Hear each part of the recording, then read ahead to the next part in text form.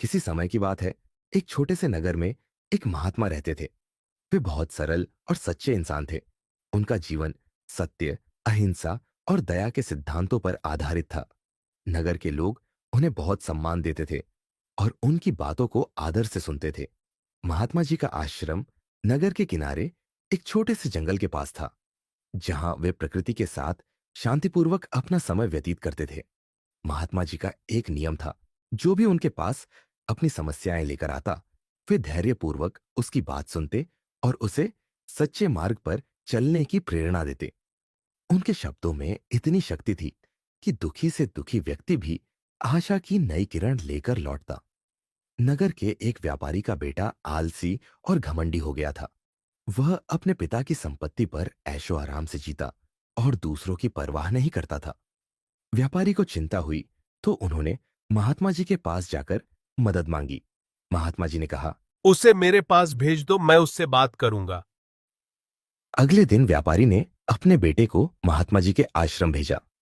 लड़का अनमने मन से वहां गया। महात्मा जी ने मुस्कुराकर उसका स्वागत किया और उसे जंगल में एक पत्थर लाने को कहा। लड़का थोड़ा चिढ़ा, लेकिन पत्थर उठा लाया। महात्मा जी ने कहा, इस पत्थर को नदी में फेंक दो। लड़के ने पत्थर नदी में फेंक दिया। महात्मा जी ने पूछा, अब क्या तुम देख सकते हो पत्थर के अंदर क्या था? लड़के ने कहा।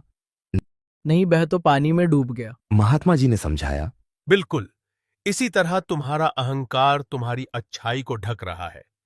अगर तुम भीतर झांकोगे, तुम्हें अपने गुण और क्षमता दिखाई देगी।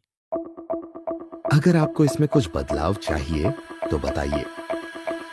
लड़के को उनकी बात गहराई से समझ में आई। उसने महात्मा जी के चरणों में सिर झुकाया और कहा।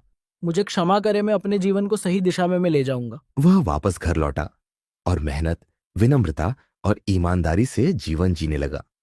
धीरे धीरे नगर में भी इस परिवर्तन की चर्चा होने लगी। लोग महात्मा जी के प्रति और अधिक श्रद्धा महसूस करने लगे।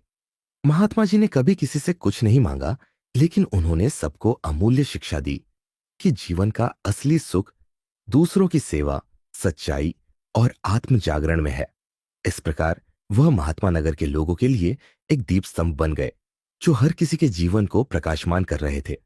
उनकी सादगी और करुणा की कहानी पीढ़ी दर पीढ़ी सुनाई जाती रही, जिससे लोगों को सच्चे मानवता के मार्ग पर चलने की प्रेरणा मिलती रही।